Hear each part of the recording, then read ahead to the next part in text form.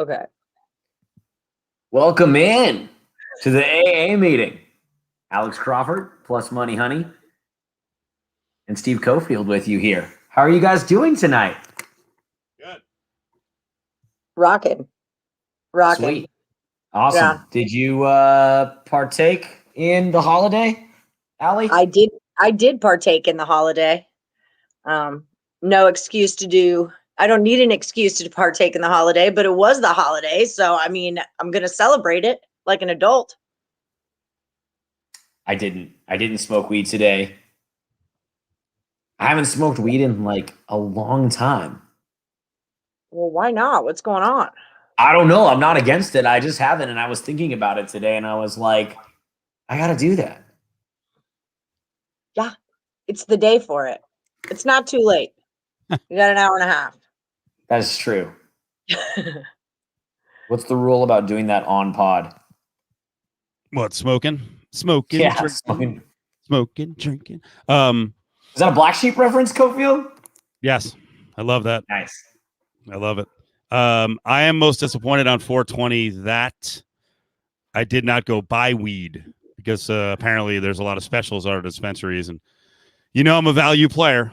I don't have to get. I should have gotten high today, but no time. Too much work. And I'm also afraid if I get high, then I just tweet out crazy stuff. It's a risky world out there. Yeah, I'm guilty of that. I get really obsessed with my Reface. Like, I'll blow up my Facebook page with Refaces of me. And like, my friends are like, the fuck are you doing right now? I'm like, oh, she must be stoned. The fuck? Wait, what is Reface? The best thing that ever happened to me.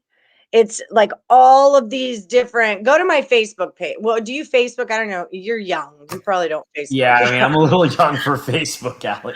I freaking am obsessed with this app. I have a face for it. Like, that's what everyone says. You're such a Facebook person.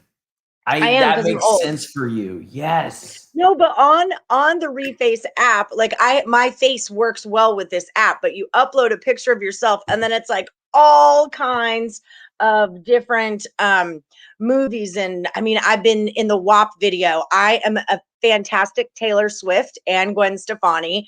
Love Lagatha from Viking. So it's like all these different characters you can stick your face in and it looks like you, and it's goofy and it's really fun to do when you're sitting around stoned. I hate popcorn. I'm sorry. That's why I'm doing this with my mouth. What happened to your mouth? Popcorn? I said I ate popcorn. I'm sorry. Yeah, that's why I keep jacking in my mouth. All right. So, well, that sucks, you guys. I thought for sure would all be stoned here, but I guess I'm right. I've been a bad stoner. I mean, I don't smoke. I hardly smoke anymore. I was thinking about it today because of the holiday, and I was like, maybe I should. Not even just today, but maybe I should just. I got really drunk on Saturday. Felt like a combination. I had hard kombucha. I had some hard seltzer. I had some beer, and 1 or 2 tequila drinks. Just I felt terrible on Sunday. I felt so bad. Like sick. But I did try a couple new seltzers, including the Topo Chico hard seltzer. You guys tried that one? You know Topo Chico, the sparkling water, the Mexican bubbly water? Mm-mm. No, not familiar? You guys aren't familiar with Topo Chico? Oh, I mean, are you guys like bubbly water drinkers? I don't even drink water, really. They're all over my house. I don't drink water. I like it. Yeah, they're all over my house. Fish pee in there. I'm not a big fan in there. The bubbly water. So Topo Chico. Yeah, it's it's one. I think it's the elite or an elite bubbly water, and I am a drinker of bubbly water. And but they released their own line of hard seltzers, and they were really good. I'm a fan. Anyway, I felt bringing it back to the weed. I felt like shit on Sunday, like sick. Like I legit felt like I had the flu. You know what helps hangovers? Weed. No. So here's a fun little weed story for you real quick. I know we got other stuff to go to, but I worked at the Native American church, and we would get, these stories from the elders, and it was all plant medicine based. And the elders really believe that the marijuana plant, it's shaped like a star, and it comes from the star people, and that it was sent to us from, the ancestors to heal everything. That it's like, they believe that it's like the one all healing mighty plant. So the star people, the star plant, I mean, it's 420. Who am I to, pish paw that, poo poo that? No. The star people send you a plant, you smoke it on 420 day. Yeah. Well, I was just thinking about, I think I should be medicating more in my day-to-day life. I'm with it. So that's what I was thinking about today, weed-wise. Can't believe you guys aren't bubbly water drinkers. I thought that could be. I see John Carvelli getting involved in the chat. I know we like to debate, foods and sandwiches and restaurants and beers and drinks, and I thought we might. That's my Reface. That's my Andre the Giant right there. Yes. Go give it on the Facebook. It's so fun. Oh my God. No, I wish there's a hot one of me. Scroll down to the hot one. I wish I was high now. This is awesome. It's the best thing ever. You got to do a hot one of me too if you're going to Andre me. My mini me is awesome. What is going on? Allie is Andre the Giant. Ooh. I got a huge. Allie, as a young Andre the Giant. Very nice. God, that's awesome. Oh my God. Okay, do the hot one that's on there so they can all see me like a normal. So look at Andre. All right. I'll figure out at some point how to use this. I just figured out how to do screen share on my program thing, and I think I'm a genius now. There's better ones. My mini me is really good. It's really disturbing. This is probably why I haven't had sex in months and months. Should we dive into that? No. Someone needs to. We should, but someone should. Someone should. Speaking of diving into things. Yes. Well. Anyway, but yeah, Reface is like the best thing that ever happened. It's perfect for holidays like 420 day. It's perfect.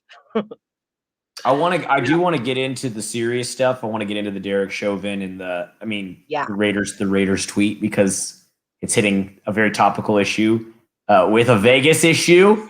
And Adam Hill, I loved his tweet about it. But before we get into that, Allie, I did want to ask, you're on mom strike? Strike. What is that exactly?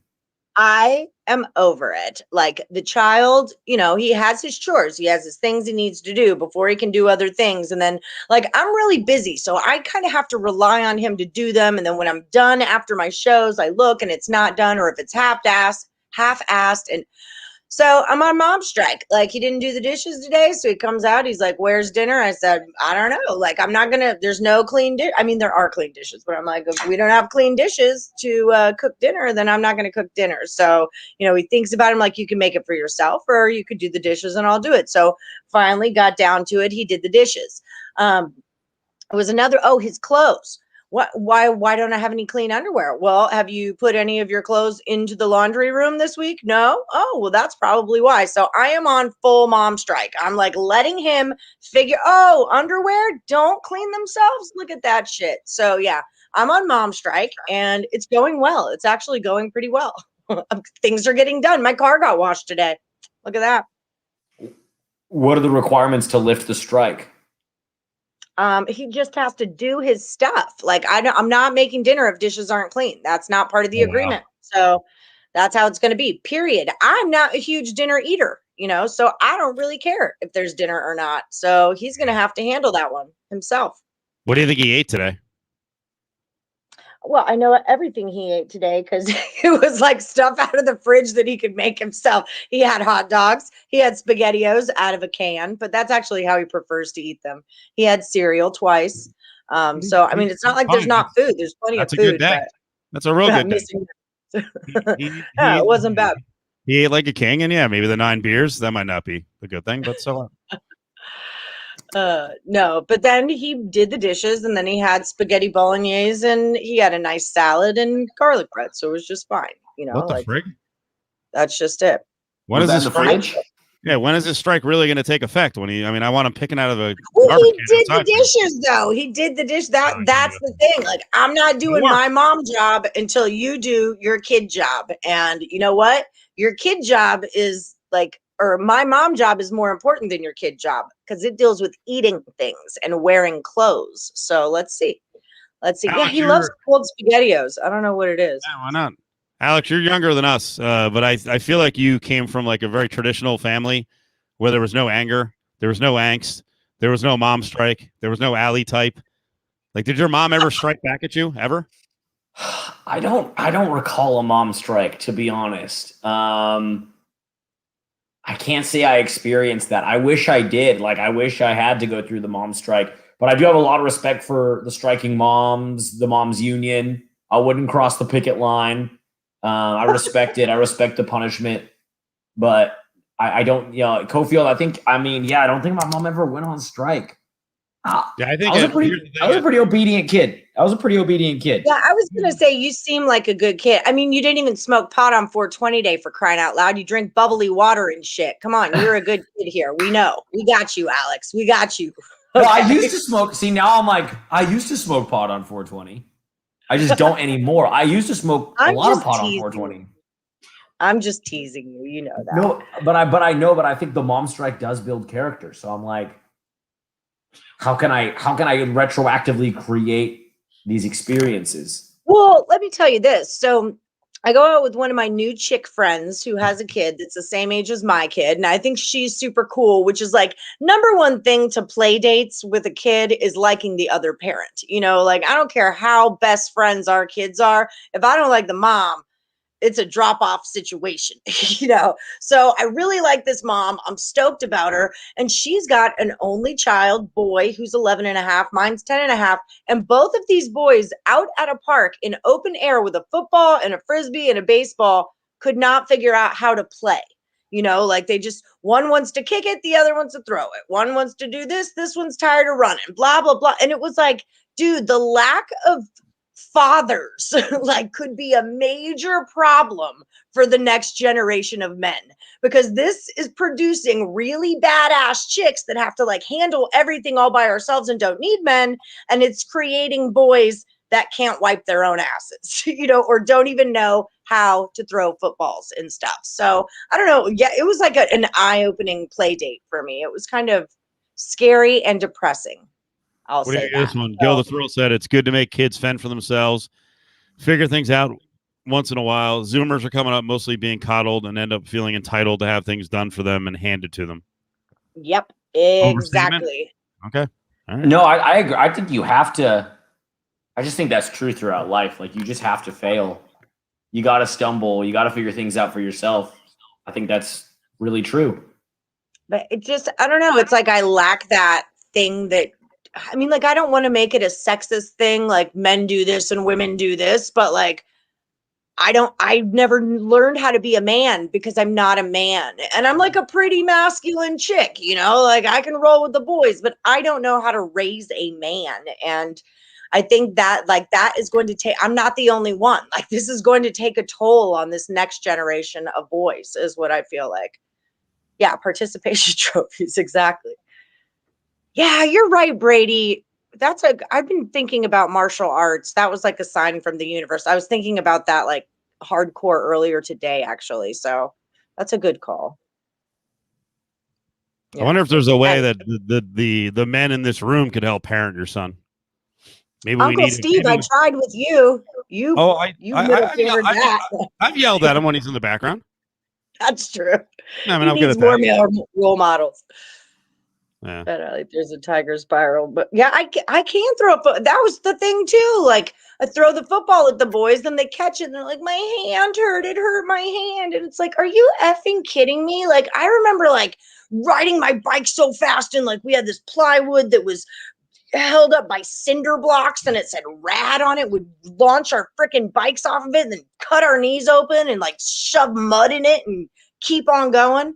See, I think I think the bigger problem than the potential lack of male role models, the potential lack of fathers, is the reliance on technology as either the surrogate parent or the entertainer. Or I just think that instead of going and jumping off the plank that says rad on it and falling in the dirt, kids are just playing on their phones or just playing whatever.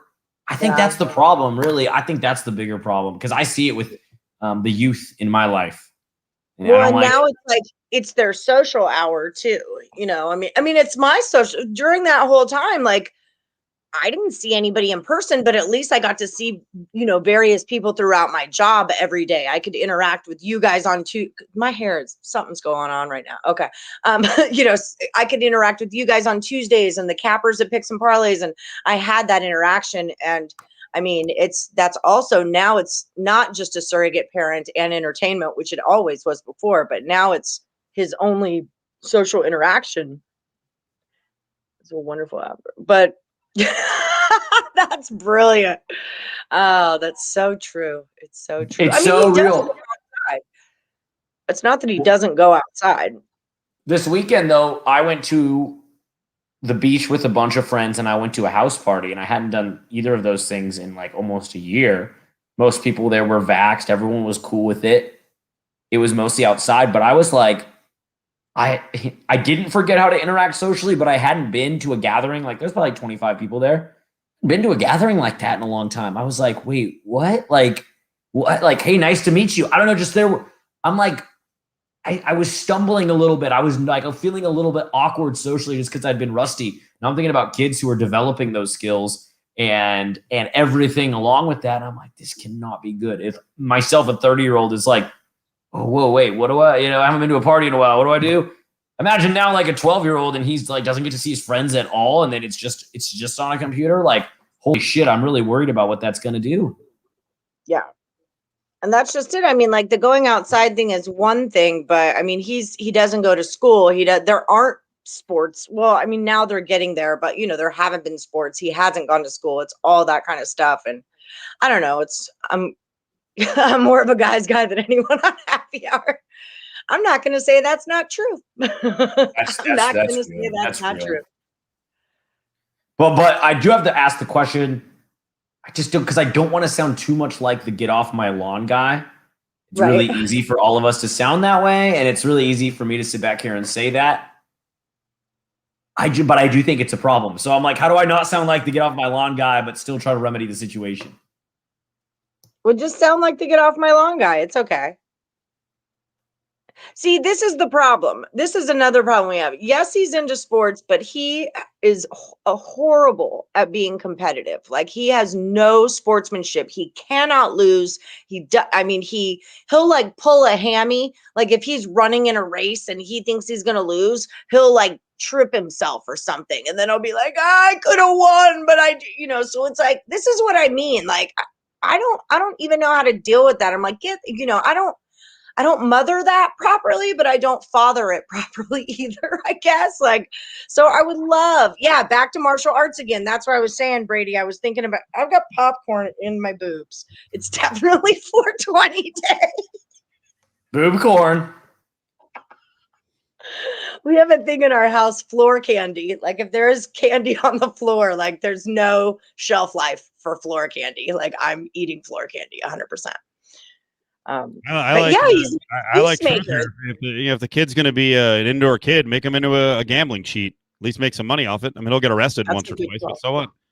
He's already such a hustler. I mean, he has his own job. He hustled. This kid had a desk next door that he got it for $40 for him. No, I bet. Gil's hungry. Gil's hungry. Yeah. Gil's hungry. No, Allie, I think. Well, for me growing up, I wasn't super into sports as a young kid, but I loved like playing outside. I loved like playing with Legos, Matchbox cars in the backyard, in the dirt. I loved all that. So it's like, you don't have to necessarily, he doesn't have to. And I did some martial arts too. It's like he doesn't have to go and like love throwing the football around, but I just do think I'm not a parent, I'm not close to being a parent, but I do like want personally to like encourage my kid to do things that aren't a video game or on the phone. And whether it's developing a card counting skill or so, it doesn't have to go play baseball and fucking live the Sandlot. You know what I mean? Like there's other things. No.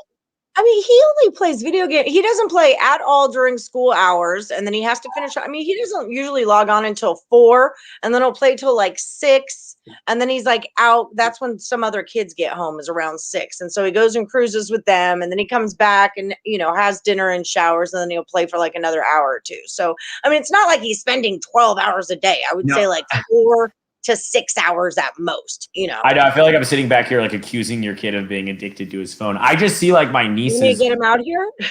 Talk to him. I just see my nieces one's a freshman in high school, one's a senior, and then one's a 6th grader.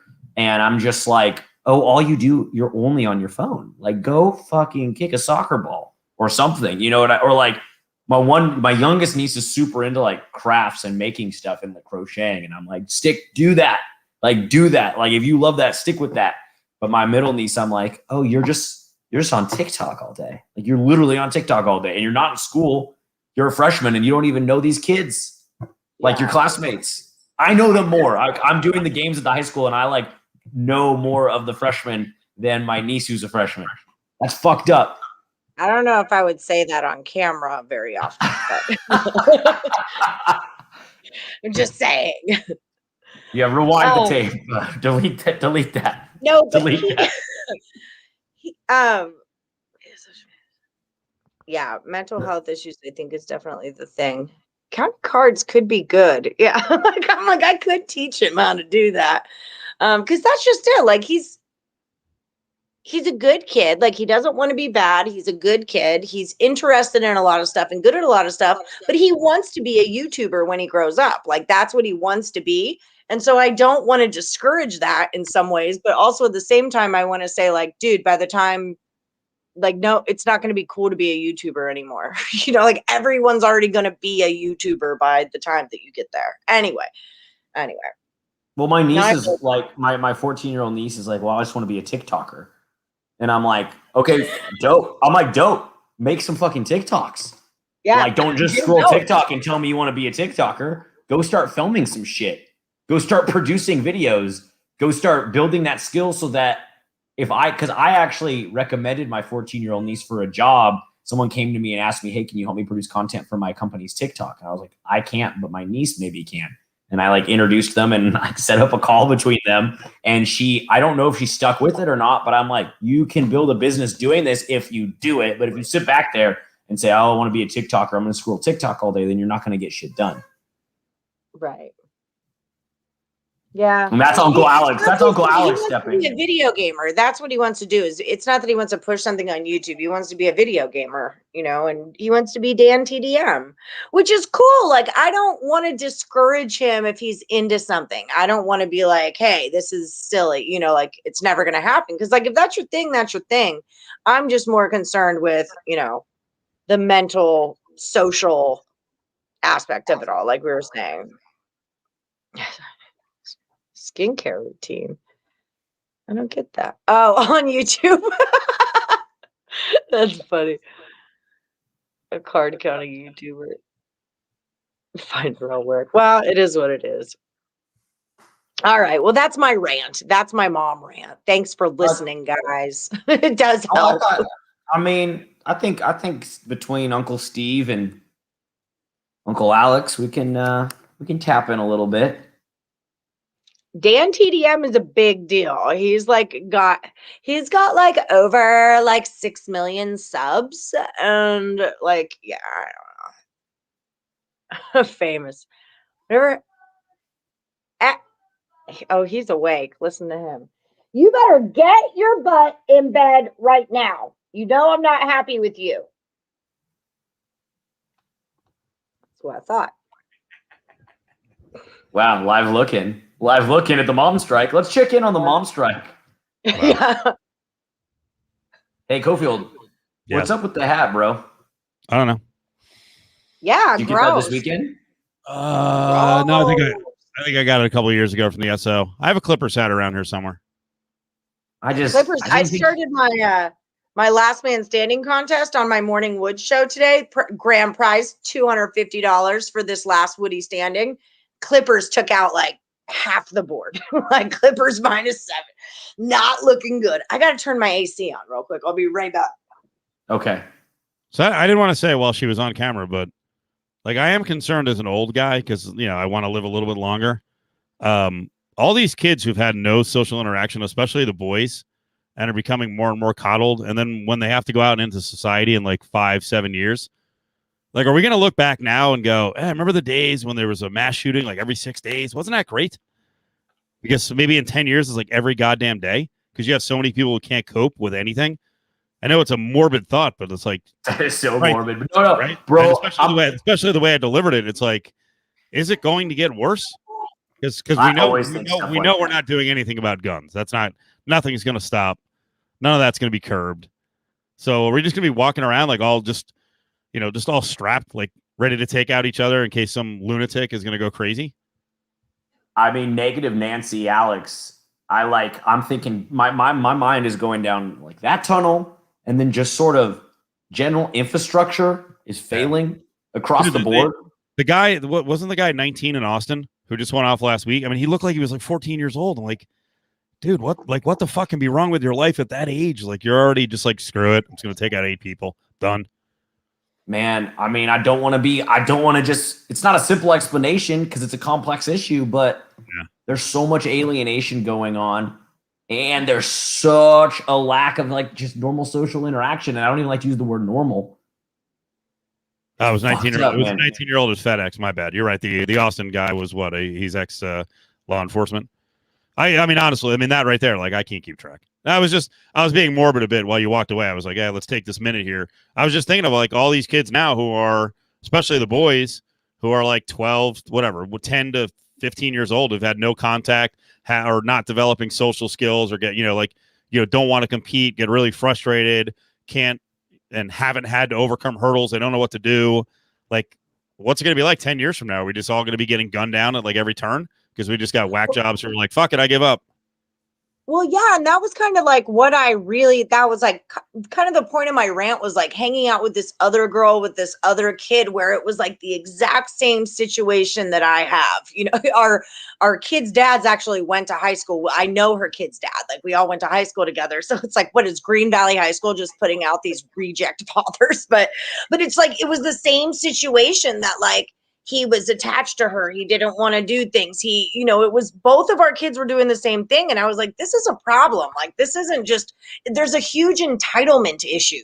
There's a huge need for attention that they have. It's, and it's like, it's our fault, or I don't know if fault is the word, but like we create this, up into a point, like your mom is like the mom. And then like right around 9 and 10, they start becoming like boys, like people, and like there needs to be someone there that tells them to, that spanks them on their ass, or I don't know, makes them wash something or do boy things. I don't know. And like as a mom, I don't feel like I'm necessarily equipped for all of that all the time.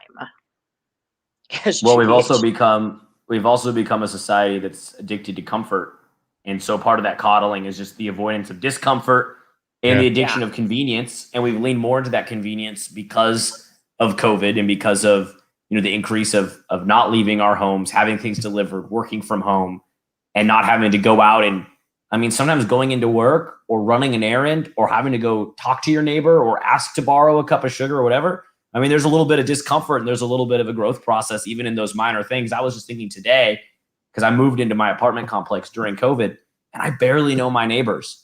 I accidentally backed into my neighbor's car today and dented it. And so I had this moment of which sucked. That's a whole nother story. You've seen my car, the big old station wagon, 85 Mercury Grand Marquis, Colony Park Edition. That's devastating. That's a humdinger. Oh yeah. Dude, you've got a weapon on wheels. I barely rolled into her parked Honda Civic and cracked the bumper. I'm like, dude, there's not a scratch anywhere near my car. Like, my car's fine. And I'm like, what the fuck? But I had this one realization where I was like, and it's only a 12-unit apartment complex. And I was like, I don't know which parking spot. Like, I don't know which apartment this goes to. Only 12 units, but they're not in order. They're out of order where we park. I was like, I don't know whose car this is. I park next to them. I park next to them every day for the last 5 months, and I haven't met this person. So I have to literally leave them a note, even though we park next to each other every day. That's fucked up. Like, I should know my neighbors. Well, and yeah, I don't know. It's just not good for society. I was going to say, let's ask the chat. Do you guys know your neighbors? I'm not a know your neighbors person. And then now I've lived in this neighborhood for 8 years, and my kid knows everyone in the joint. I mean, he's got a handle on it. But do you guys know your neighbors? Is that a thing? Cofield, do you know your neighbors? I've gone through this before. I'm not chatty with the neighbors. I mean, I know all of them. I do know the lady's name next door because she actually texts with the SO. She's a single lady. She's a little bit older, but she is a Trumper, so I kind of try to stay away from her. She drives me nuts with some of the stuff she says. But yeah, I mean, I know, of them. I say hi, so whatever. It's like I have, there's a nice family across the way. There's an older couple. The lady drives like an asshole. Straight across from me, there's a Korean family. Sort of across from me, there's an old guy who's the neighborhood. You don't know your neighbors. Yeah, you just know that you know who lives where. There's a guy, Steve, 6 months after I was here. He came to a party in our backyard and started dropping an N-bomb all over the place. I'm like, dude. Oh, my God. And I've got a nice Asian family to my right. That guy's a hermit. He never comes out. So I know them. And I know there's another older guy down the road. I say hi to him. So, but I don't go out and chat with him much. If something happens, the old watchdog guy will come by and say, around the corner like 2 years ago, there was someone got murdered in the street. So, I know about that. So I find out when I need to. Yeah, it's a good neighborhood. Right. We're very tight. We're very tight. I'm not a big name person. Okay. Well, to that point, then maybe I'm, taking this anecdotal evidence and leaning into it too strongly. But I do truly believe that we've become addicted to comfort and convenience. And that's become even more so prevalent over the last year. And that, coupled with whatever's going on with the youth, I mean, the future. When I really think about it, Cofield, I get super worried. And there's the bigger point here is you should know your neighbors enough to know their name. I mean, I could walk up to any of them and talk to them, and they wouldn't be like, "Who the fuck are you, Whitey?" They would they would talk to me. They know me. If I backed into their car, they backed into mine. Or actually, I have a neighbor down the way who excellent landscaping, and they're landscapers, but their yard just has tons of stuff. They came down like a year and a half ago one night at like 11:30 at night, knocked on the door, and they're like, "Hey, someone just was trying to rummage through your car." So that was cool that they did that. So our little group here is pretty cool. So I guess I know them enough. I'm not a big name person, but I think we'd stand up for each other. If some hooligan came into the neighborhood, we'd help each other out. We'd help each other out. The guy across the street throws a hell of a 4th of July fireworks party. It's always fun. He lit another neighbor's tree in the front on fire. By the way, our neighbor 2 ways down he has a reggae band, so he plays. That's sick. He plays in the backyard every once in a while. He practices. I talked to him like about a month ago. He's like, "Yeah, you guys throw good parties too." And I'm like, "You're right, but the pandemic ruined them. But we're gonna come back this summer, aren't we, buddy?" So there you go. Fuck yeah. That's what I bet he had a good 420 day. Oh yeah. I would have knocked on his door for sure today. What's happening, friend? My neighbor in my neighbor in Portland was like a real good drug dealer, like primo, whatever you needed, he had it. Weed included, pre-legalization, and he would throw the best parties, like the best parties. And I knew him. I mean, shit, I hope he invites me to his wedding. Like, we're tight. Like, we talk all the time. But like, and then through him, I met a lot of our other neighbors. And then, anyway, he was like the best neighbor, like not just because of the drugs, like he was just a really good guy. But like just a great neighbor. And so I kind of always use that as the gold standard. But outside of that, I'm not like necessarily like walk into each other's houses with the doors unlocked kind of people, Right. But I will say in general, Vegas, I find, and I've never been like a big neighbor person anyway. My parents really weren't either. But I will say, I think Vegas versus other towns actually is not super neighborly because we have so many people in the service industry that have to go down, deal with, miserable pukes, many of them from out of town. They just come home. They just want to deal with quiet. So they don't always know their neighbors, which, by the way, cracks me up. There's actually a commercial that I've heard with some people who are from California who just moved here in the last 2 years. I'm sorry. What's going on? What happened? I'm sorry. Jay Lawrence's post was just funny. It's complicated. Oh, okay. It's complicated. That's a good line. So anyway, it's Vegas is weird with the neighbors. My thing with neighbors is like once you're like, there's people that you think you might like, and then you get to know them for a couple hours, and you're like, holy shit, I never want to know you again. And like now we're neighbors and we're friends, and now it's going to be awkward until one of us moves, So I'd rather not get involved, Yeah, in college it's like great, but like when you're an adult with a kid, and like maybe I'm day drinking while my kid's at his grandma's for the weekend, like don't judge me day, I'm not into it. It's like don't meet your heroes kind of a thing. And you don't want to get to know your neighbors that well because then it's going to be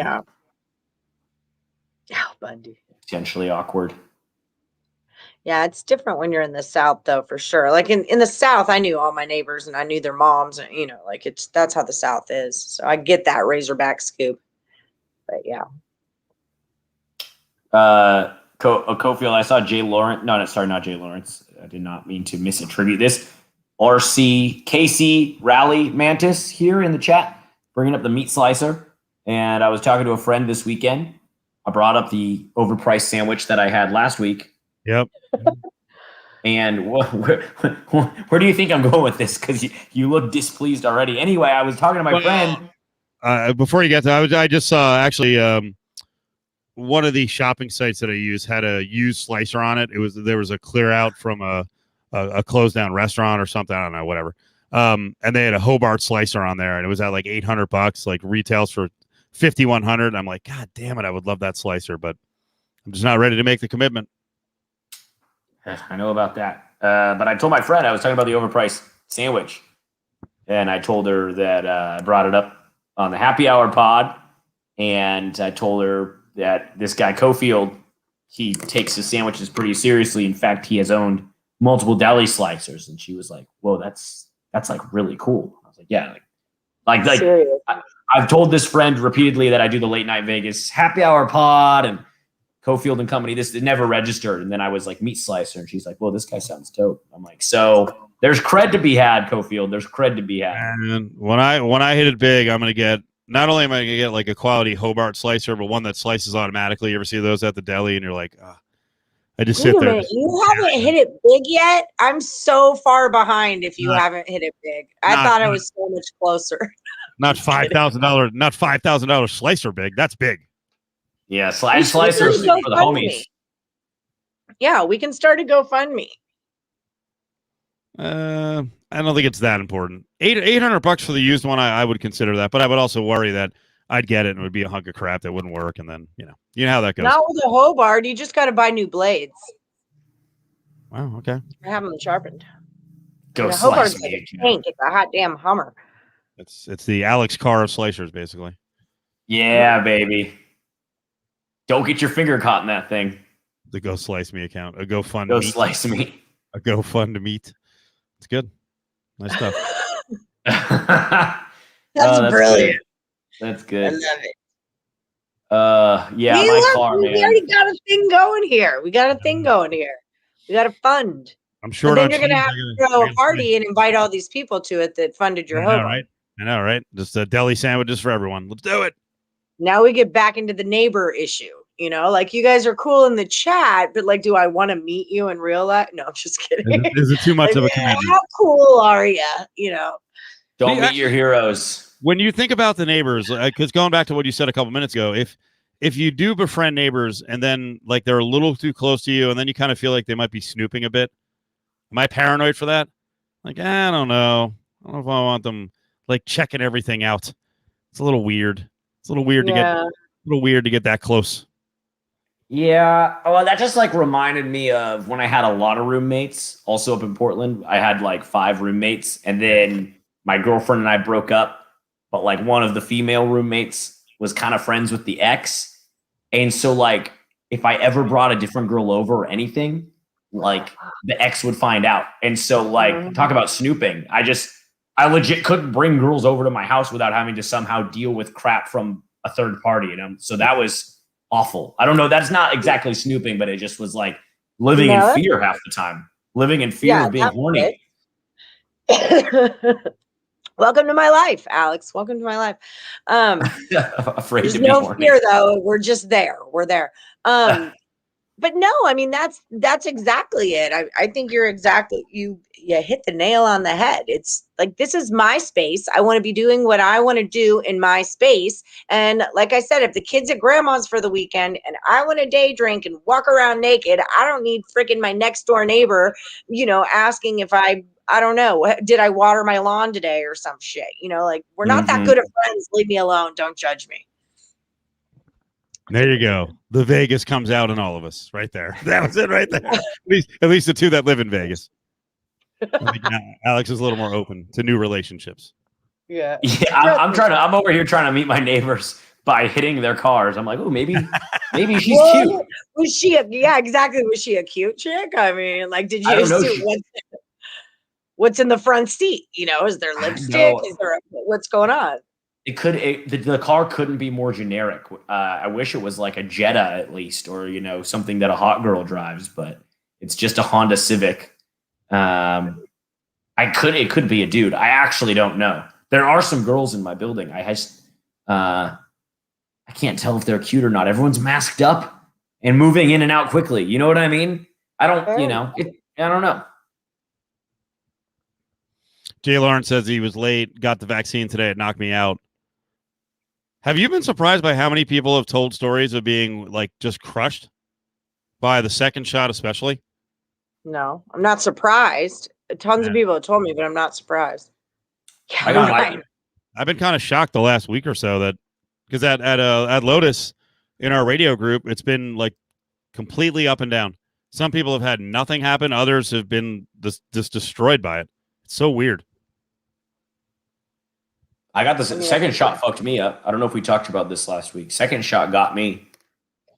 Is it a young people thing? Because I mean, I don't know. It's like I keep hearing that it affect. I don't get why that would happen. Why would it affect young people more than older people? God, that's a big fox. Dude, that is a big tail. Look at that tail. Jesus. Right now. He's gonna want to hang here. Here, you want to sit? You can sit. Cofield, yeah. I heard scientifically that the stronger your immune system is, typically younger people, the harder the second shot hits you. And so in that case, that's what I heard. So in that case, it would be a young person thing because just typically your immune system is going to be a little stronger. So I was like puffing my chest out because I was like, oh, I'm healthy and I'm like genetically stronger than you young people. Nothing hits me. But I don't think that's a rule of thumb though. Like, cause I think that's what I heard, but I don't think that's like the rule, Weird, man. Weird. Jay Lawrence. Well, my friend who got the second shot on the same day as me didn't feel a damn thing. And I was like knocked out with a fever the whole day after. So it's weird. I'm waiting it out. I'm still not there yet. Have you gotten the first? No. I don't think she's doing it. How I feel about this. I'm not an anti-vaxxer. I just don't want this vaccination. Like, I don't take medicine. I take pot and beer. That's what I take. And like, I'm not into it. Like, and then the blood clots and the shingles, like, I don't want to grow an arm out of my ear. I'm not saying like everybody take the vaccine. Everyone do that if that's what you're comfortable with. I'm just not there yet. Like, I'm not there yet. I'm sorry. I'm not there yet. I don't know what to say. I don't think sorry. I'm not against it. I'm just not ready for it. I wouldn't know it's saying you're against it. It's all good. I'm actually I'm both shots, Pfizer, vaxxed up. I don't mind if someone doesn't want to get it because it doesn't, if that's just their choice, right? Like that doesn't really affect anybody else, you could still, in theory, carry COVID and spread it with, like, I could still spread it, right? COVID. Yeah. You could carry it. Yeah. Okay. Can you? Wait, you just can't die from it? This is all just weird. This is all just weird. All I know is it's like, I'm glad I got it, whatever, but I don't care if Allie doesn't want to get it. But I bring that up only because I see people online getting mad at people for not getting it and shaming people for not getting it. And that doesn't quite compute with me because it does seem like a pretty personal choice. I just, like, if I have a hangover, I don't take Advil, like, I'm just not the kind of person that takes things. So I don't take vitamins. I don't take Advil. I am an equal opportunity not taking things person. I like my beer and I like my weed and I like my cigarettes. So don't get me wrong. I understand that I put other things into my body. Like, I get that, but I don't know. It's where I'm at. No, my I feel friend, that. one of my best girlfriends off real had chemotherapy, went through cancer, and she's like, girl, you know how many chemicals have been in my body? Like, I give a fuck about a vaccine. Like, shoot me up. Let's do this. So, I mean, I get it from both perspectives. I'm just not there until I have to be. When it comes down to, like, you can't leave the country, then I'm going to care more. When it comes down to, like, you can't fly, go to a game, stuff like that, then I'm going to care more. But as of right now, I'm just biding my time and watching what happens. That's what I'm doing. Speaking of going to games. Oh, I'll take LSD also. Yeah, we'll do that. 20 years ago, 20 years. I wouldn't do that now. I would lose my mind now. It's not Q Alley. That's why I wanted to make it clear. It's not that I'm an anti-vaxxer. I'm just not comfortable with it. And also, I don't trust that the government's not shooting some kind of microchip inside of me. So there's that too. It's all very Bradburian. Okay. Q Alley's here. Do you believe do you believe, like, and even a little bit, the microchip thing? I believe the possibility of it. I don't really put a lot of stock into it, no. But I always believe in the possibility of it. I mean, I'm a handicapper and apparently a QAnon person now and a conspiracy theorist. I just always believe that anything is possible. It's just, I don't know.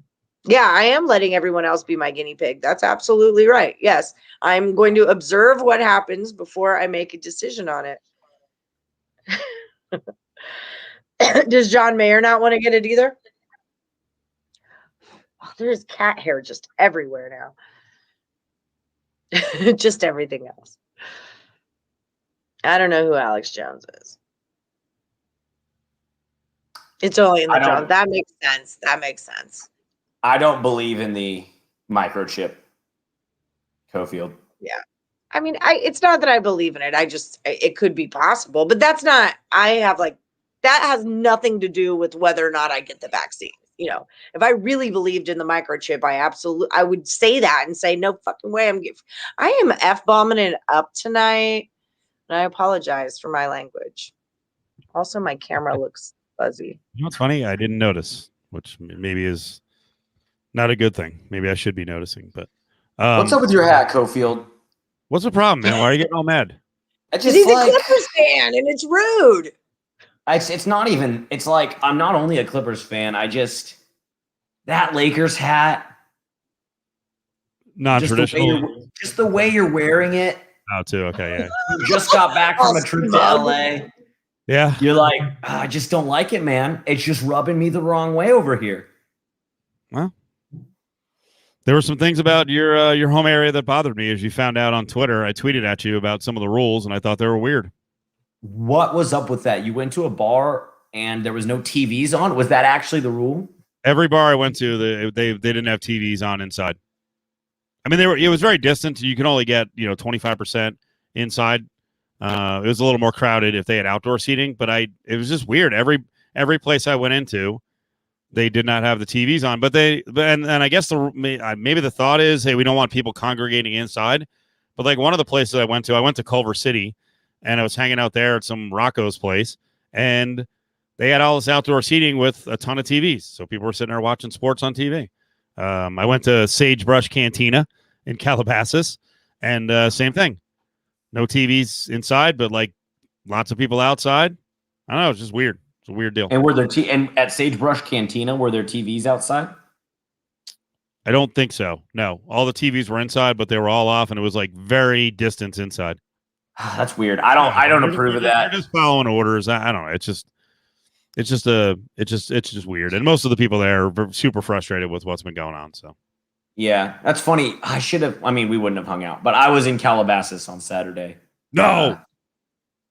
But I went hiking there in the morning. I went to Ventura on Saturday. Okay. That's where I went to the beach. I went to the beach in Ventura and then house party in Ventura, but I stopped and went hiking in Calabasas on the way up. So, I mean, our paths wouldn't have crossed, but that's funny. We were both there on Saturday. Our paths wouldn't have crossed. Okay. All right. But you're right. There's no way I'm going hiking. I made the face. I was like, ew. I was like, oh, ew. God. Ew. Yeah, we have a friend who lives like right in like a block off the center of Calabasas. So fascinating place. Fascinating place. It was hot Saturday. Kardashian place? Isn't that like, didn't they all live there or go to high school there or something? It's the Kardashian place, yeah. They still live there. But Cofield, I just want you to know, because I did see the tweet this weekend about the lack of TVs. The TV's off. I don't support that. I'm ashamed that you associated that with me. I'm ashamed that I had to even be tagged in that because I don't like, I have a problem with places that either don't have the game on or won't change the game for you, or that whole thing. Maybe it's not as big of a problem in Vegas, but in Portland, I used to run into that issue a lot of just not being able to get a play, like hipster skater punk bars being like, game? What game? And you're like, oh my God. I can attest to this. So I get it. If I am at a coffee shop and I want a game to come on and I'm going to have to like make you take down your 2-hour videotape of like the Grateful Dead, in concert. I get that, man. Like, this is the kind of bar I'm in. But in sports books, especially in the book, if I am in the book, and sports bars, you need to be on point. It annoys the piss out of me when I walk in and I know games are on and this shit's on CNN, and that's because someone's not doing their job. And when I worked at Cheerful Tortoise, like, it was part of my job to write on the chalkboard every day, this is what game is on, this is what time and what channel, because there were like 100 TVs in this joint. So it was all on a big chalkboard and all the waitresses could walk by and they knew where it was and we knew and that is your job. You're a sports bar. This is why I'm here. I am not here to drink coffee. I want to watch the game and I want to drink beer. And when you act like it's a problem for you because I asked you to put a game on TV, well, now that is a problem for you because now it's coming out of your tips, sister. Oh, that pisses me. That is like one of my biggest pet peeves in the service industry. Biggest. What's that? Cofield's trying to show us his lake. Yeah. They were asking me if I bought it at a thrift shop. First of all, I would never buy this hat. This is from my girlfriend. So she likes to spend money. So on hats, nothing extravagant, just hats. Just hats. Happy 420, Steve. Yes. I forgot I had my weed hat. I should have had that. I should have had this on from the beginning. Yeah. I saw your tweet, Cofield, about the TV's just black, and it pissed me off. And I'm sorry you had that experience, man. But I had a good time. It was cool. I went to a place called the Pizza Cookery that used to be in the kind of the valley proper, San Fernando Valley, and now it's up in Westlake Village. So I'll probably talk about that on Friday. There's a whole legal thing to it. I'll talk about that with Justin on Cofield and Company. So, nice tease. Yeah, couple of days ahead tease, but yeah, Southern California is fun, and as I say all the time, the one awful part is driving, and I cannot believe you people do that. So all I need is like a couple of days of driving, and I'm like, this is unbelievable. I can't do this, and now I know why I live in Vegas. Well, remember my mom and I were talking about this. Remember when Vegas, like when the 15 was only like 3 lanes and Vegas did not even the Spaghetti Bowl still a mess even after all that construction. It's all gotten better, but 20 years ago, 94, I moved here. I totally remember it just being a complete shit show. That's funny. That was a good line. Yeah. But yeah, so Vegas has really come a long way. But being from Houston and living in Riverside, like that, California, it's something else, man. It is really, there are stickers that say, F what is it, the 10 or the 110? Like there's stickers that say, All of them. fuck this freeway. Yeah. The 10, the 110, the 101, the 405. I was on all of them, and they all suck. 101 is unbelievable. So, well, I mean, that's the thing. Like, because Cofield, I would have loved to have linked up this weekend, but we were in the same region. But just thinking about distance and driving and coordinating, it's totally different than here. It's just impossible. It's like, oh, Cofield's, yeah. Yeah, I mean, when you come here, go ahead, finish. When you come here, I mean, wherever you are, I'm going to be 10 minutes away from. But go ahead, explain to people who don't know Southern California. It's just like we drove from the Valley to Culver City, and I was like, I don't know why would anyone do this? It was like an hour of bumper to bumper on a Saturday afternoon. I'm like, I hate this so much. Yeah, I mean, I had to drive from LA to OC yesterday at 1:00 in the afternoon, and it took me 90 minutes.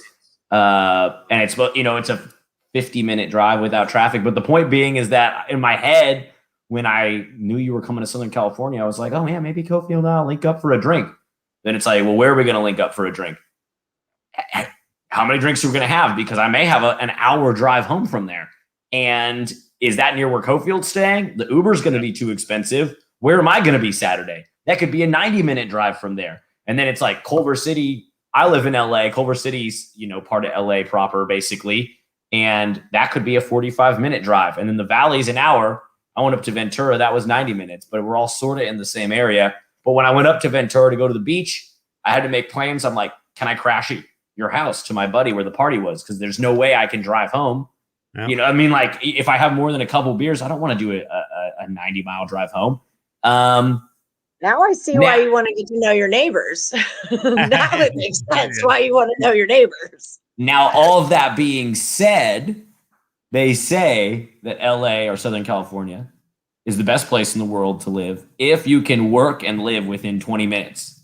Once you go outside that, you're fucked and you have to deal with that. So that's why I'm trying to do more of the bike ride, the bus, the train. What's going on with your bike? Do we have a bike update? What's going on? Have we found it? Do we have video? What's up? I talked to, it's been a clusterfuck. Earlier when Cofield was talking about the society going downhill and where we're going to be in 10 years with kids and mass shootings and this and that, the flip side of that I also think is horrible is just infrastructure, and everything's getting worse. Like, to get to talk to humans to help me took so long. I had to call LAPD 3 times. I talked to a detective from Metro, which is like the public transit, the public transit agency, LA Metro. He was like, ask me all this info. Okay, well, I didn't know, they have a huge detective. They have like a huge security team. You wouldn't know it because of my bike was literally stolen, like drilled out of the ground. But I talked to 2 different people last week from Metro, gave them info about my bike, color, description, all this stuff. He's like, cool, awesome. I'm going to put you in touch with Detective Munn from the LAPD. He'll be reaching out, blah, blah, blah. Awesome. Never heard from him. Called him twice, left messages, called him again today. He then was like, oh, yeah, well, we need to get your whole police report started. But that's not my job. That's another cop's job. Oh, okay, what about all the info I gave Metro? He's like, oh, I never got that. So then he's like, let me give your info to another detective. She's going to call you later. So then 2 hours later, another detective calls me. Anyway, I'm never going to get my bike back. Like, there's just no chance that I'm going to get my fucking bike back. I did file an official police report. And I am like going through the process of, I don't know if it's filing a complaint or doing something, but doing something with Metro because they have, in my opinion, very inadequate bike parking at the train station. And I want to get them to build more bike parking. I don't know. I want to talk to someone about what that process is. Just maybe stick those things in the ground a little deeper. So yeah, right. Like, could we? No, I think that's a good cause to get behind, you know, because like you were saying, you're already kind of on this journey of, I want to ride my bike because I don't like how the infrastructure is set up. And now you've been presented with this issue of like, so even if I do ride my bike, I can't trust that it's going to be here when I get back, you know, so it's not, I mean, this is a good, you know, you could get up on a soapbox about this, make some real change in your community here. I like it. I'm gonna do a little soapbox action, as much as I can. I want to do something with it because I know I'm not getting the bike back. Like the odds of that are, and of course the detective's like, you know, you never know, and I'm like, bro, I know, like you're not gonna find the fucking bike in Los Angeles. Yeah, it's gone. It's long gone. But we'll see. But I say all that to say, it's just like getting things done and trying to solve problems and trying to navigate. I have the numbers and emails of like 5 different people from Metro and now 3 different people from the LAPD for a bike. I'm like, no wonder nothing ever gets done anywhere in the public sector. There's just so much shit to navigate. And no wonder people can't figure it out. And like, imagine coming here from a foreign country as an immigrant and trying to become a citizen. I can only imagine how difficult it must be to navigate those channels if I can't find out who to talk to about my fucking bike. So anyway, I have such lack of faith in our country's infrastructure. But maybe they'll build an extra bike rack at Union Station. That's, maybe they'll do that. Well, I have a happy story that like might uplift you here, because remember, that's how I was about unemployment through this whole thing. I'm like, you know, I got left out here. I got left out there. Then I got offered here. Nope. Still don't qualify. So that was like a year and a half, you know, and then I told you guys last week that they called me and they're like, guess what? You're getting $30 a week for 14 weeks. And I'm like, soups, you know, and she had told me, my first day of work was like July 20 something, and I missed out on the $600. So I just thought like I missed out on the $600. I just missed out on it for that week, and they just dropped $9,000 into they sent me a little card with $9,000 on it. Yep. Paid off my car. Freaking bought a vacuum. I like all my credit score things were like, $100 here and $200 here, paid those off. So I mean, just when I gave up on the system and I had 2 middle fingers up at it and was just willing to move on with my life, I got 9 G's. So damn, you might get that bike back, or you might like just get some money and be able to buy a new bike. I don't know, but I'm just saying, keep your head up. I know it was amazing. I can't believe it even happened. And then my friends and I have this thing called the Stimmy Check bet that's been going on, where it's like, instead of like, we already all bet each other, but it used to be like $20, $20. Well, it kind of turned into like a case of toilet paper or a case of ramen. So we would like it was like Stimmy checks, right? So we're making bets with each other, but we're stimulating the economy. So I got involved in a big one, and it was hockey tickets. And thank God the Bruins beat the Islanders and I won the hockey tickets. So I'm going to the Golden Knights game on Monday against the Avalanche. Super stoked. But it was like Stimmy check bets coming from the unemployment. Thank you very much. I will stimulate that economy. Yes, I will. Fuck yeah. No, every time I've got a Stimmy check, this isn't necessarily good money management, but I've gone out and bought shit from places and like used it. We were talking about this before the show. You're going to the game, but all these in-arena setups, you can't bring a purse. I saw that for Staples Center is back open with Lakers and Clippers games. You can't bring any kind of bag at all, any kind of purse. What's up with that? How the frick? I caught myself. Do I navigate this? I mean, is this like a knee-high boot situation where I shove, like, I'm a chick and I smoke. I have keys. I have car keys, house keys. I have a whole thing of keys, which, okay, maybe I can take one with me. I've got an ID. I've got a credit card because I'm not bringing cash. Like a lighter, pack of cigarettes, lipstick, powder, blush. Like, seriously, what? I can't bring a purse? I'm going to have to wear my Jinkos from the rave days. I'm going to pop on my old kickwears with my gigantic pockets and just load that shit up. No, they said no fanny packs either. I tried that route. I have a bitchin' purse that there's like 20 different ways. You can strap it like across you. You can do it around your thigh. There's like all these different ways to wear this bag. But at the end of the day, it's a bag. So I can't wear it, like. What's up with that though? Is that like, I don't understand what that has to do with COVID. Yeah. I don't understand I have no idea. It was shocking to me. Like, I don't understand what this has to do with anything. Is it like, I mean, I wouldn't think it would be a weapons thing. I would think it'd be more of a COVID thing before it was a weapons thing. But like, why would my purse make the difference between whether or not I got COVID, No, I don't get what Cofield. You kind of seem like a guy who might be in the know on things like this. Do you understand the anti-purse rule? I don't know if it's everywhere, but I know it's there in Vegas, and it's I have a definitely plan. You want to hear my plan? I'm rolling right into I'm going to shove everything I can into my bra or wherever that I need to bring. And as soon as I get through, I'm rolling into the gift shop and I'm buying a freaking hat or something. And then I'm just shoving everything into that. Now I got a purse and it's a gift bag. That's what it is. Nice. Because there's no way I'm dealing with that all night long. It's the dumbest thing ever. You can't even bring the clear bag? No purse, no backpack. Can't bring the clear bag. You got to have everything on you, which I think is crap. Women should bond together. It's sexist. If I could have a good reason why, then I could be like, okay, I understand. That makes sense. But this doesn't make sense. It's just a huge pain in my ass. So.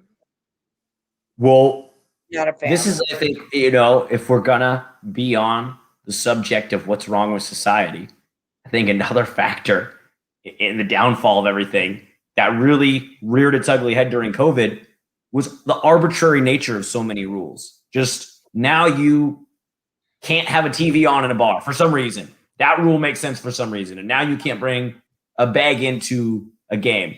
The rules are totally arbitrary. They don't make sense to anyone. And what does that lead to? It leads to more people who are rule followers typically being down to break the rules because they just lose respect for like, well, what the fuck is this rule? This is stupid. That's a problem. Yeah, it totally is. I mean, Brady said reducing touch points for the staff. Like, okay, I can kind of, all right, I get you, whatever. I get that. But like, don't we have like metal detectors and things? I don't know. It's just a pain. I get it now. Thank you, Brady. That helps at least. But the thing about these rules is that makes me mad. There are always people who are allowed to break them. Like, they don't apply to everyone. Yeah, that's just it. I bet when Cofield goes to the UNLV games as a sideline reporter, he can bring whatever damn bag he wants. It's unreal. Because he's credentialed. I flaunt it. I bring multiple bags. They don't even look at him either. Bring like a tool bag. They're like, "Hey, what's in there?" I'm like, stuff. I'm becoming a Karen. I need bag. I'll wear a mask. I just need my bag. I mean, I know this is small potatoes, but when I go to the high school games as press, I don't have to do the temperature check everyone does. And I'm like, what the fuck's the point of the temperature check?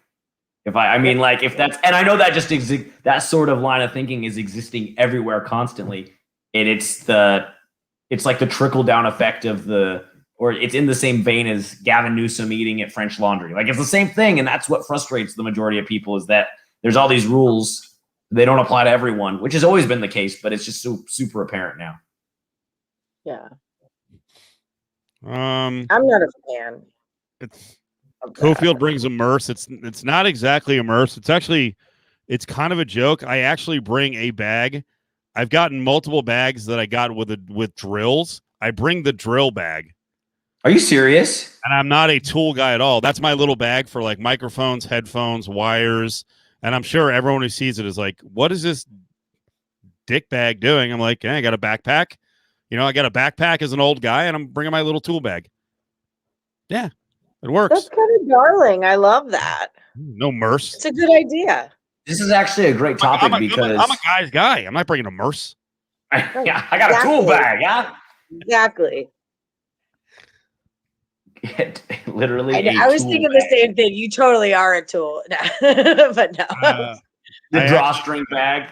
I actually did bring drawstring bags on a recent vacation and a trip to Disneyland, and the girlfriend, the SO, was very embarrassed. I love my drawstring bag. Oh my god, that's funny. Oh no. Well, Cofield, I'm glad you brought that up because I have to bring a bunch of equipment when I'm going to do these play-by-play games, and I'm trying to figure out which bag is at the nexus of both style and function. And sometimes it's my Jam Sport backpack, but that's just pretty basic. Sometimes I have too much gear, so I have a duffel bag, but it's not comfortable. I need to get like a leather satchel. I don't know. I need something baller. So I'm a backpack. I was a rave kid, so I've always been a backpack girl, right? But some designer I feel like I want to get my purse right now. It's a merch.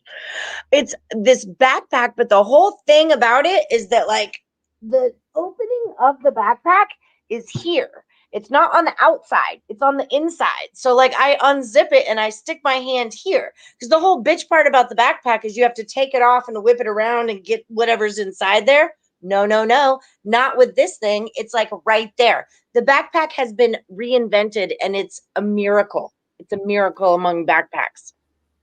Is there a brand for this? Well, Alex, the satchel would look great with your grandpa's coat or hat or whatever that is that you wear. So, I mean, you could rock that. My grandpa's old hat. You know what I used to have? Oh, man, this is a sad story about theft as well. I used to have a dope 1970s, like, hard case leather briefcase, like with the combo lock that would flip open with the and it was my college graduation gift from my now ex-girlfriend, and it was her grandpa's, who was the athletic director at Arizona State, and it was like his old work briefcase, and it was like amazing. And even after we broke up, I used it, and it was like my signature, and it was stolen from me with actually all my shit inside it, which sucked. And so I need something like that back. That one and even my ex actually contacted me later and was like, hey, do you still have my grandpa's briefcase? It's kind of a family heirloom. I want it back, which is fucked up. It was a gift. And I had to explain to her that it was stolen. And then, Well, what if it was your grandmother's engagement ring? Would you ask for that back? Just saying. Did that happen to you? No. But I'm just saying, if it's a family heirloom and like she thought she was going to be with you and then you broke her heart and left her, like I would want that back too. But but so is an engagement ring. Yeah. Well, it's gone now. So. High school water polo roster. That's funny. That's real. Oh, that's darling. Is that you, Cofield? Every time I mention Disneyland or Disney World, people are like, what? There's no way you like it there. I'm like, yeah, come on, man. I grew up on that stuff. I love it. Oh my gosh. So my friend who was in town last weekend is obsessed with Disney, and I bring him into Office Bar, and him and Chris Palmieri get into this whole goddamn Disney discussion, and Chris Palmieri is playing like every Disney song you ever heard, and he knows. He's like, well, I like Pirates of the Caribbean because that's the last one that Walt Disney walked. I mean, he's like a Disney genius. They're crazy. He and his girlfriend Natasha are crazy Disney people. It was insane. And so was my best friend. So it was just like, I'm sitting, and it's right after we got out of the Absinthe show, so like, I'm just like, I'm in chill mode. I am not in Disney mode. I'm like in raunchy burlesque mode or whatever, and like all of a sudden it's like the goddamn, what is it? The sea, Under the Sea. And I'm not a Disney person.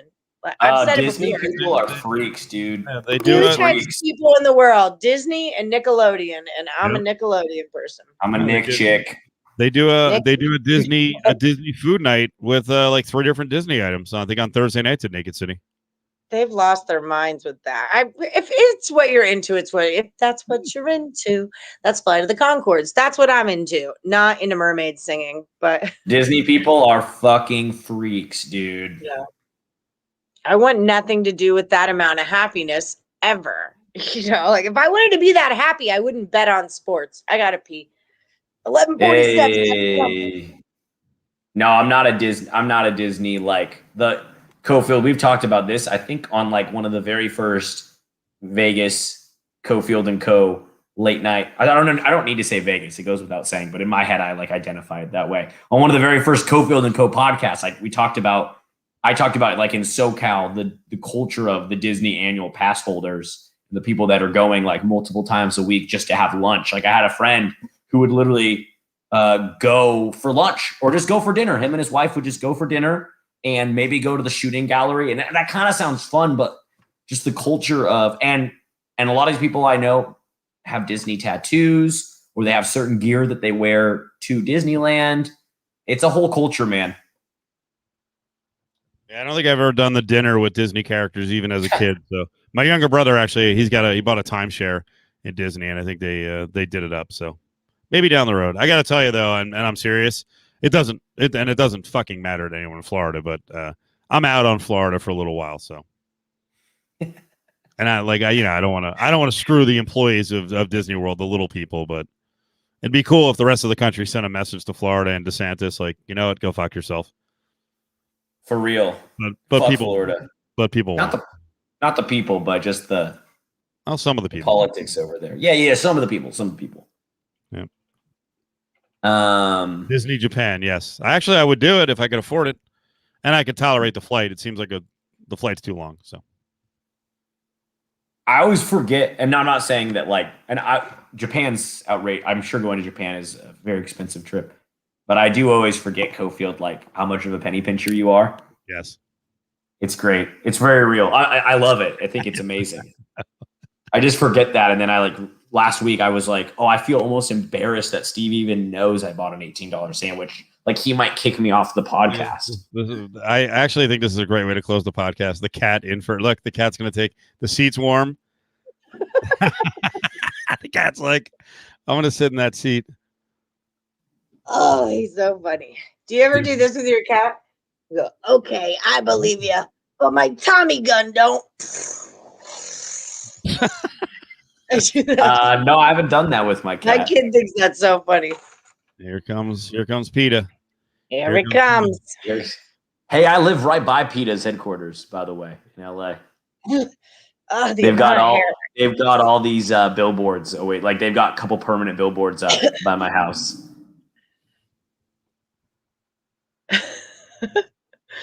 That wasn't Buddy, that was Loki.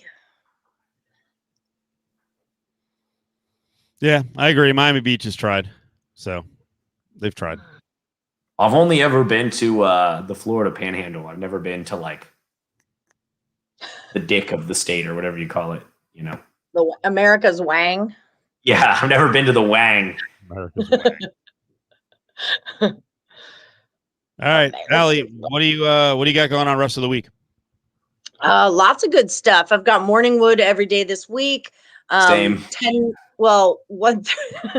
I get morning wood 6 days a week at 1:30. Sorry, that was so immature of me to try to get that in. I'm sorry. Peter North popped into the chat today. A guy who said he was Peter North anyway popped into our chat today. I'm like, I don't feel like he even likes betting on sports. I just think he saw Morningwood and he came to see what was going on. And then Total Chaos. We did an NHL tonight. We've got baseball tomorrow, NBA the next day. And how do you finish Morningwood? With a smile, I guess. I don't know. I don't know. It's what wakes us up in the morning and gets us started on our stats. But yeah, all the jazz at Picks and Parlays all week long. So yeah, check out Picks and Parlays on your YouTube and ring the bell for notifications. That's how you'll get notified every time we go live, man. It's how we do it. Alex? High school basketball season is here in California. So hoops just started this week. And I love hoops play-by-play. So we had our first game yesterday and the home opener tomorrow.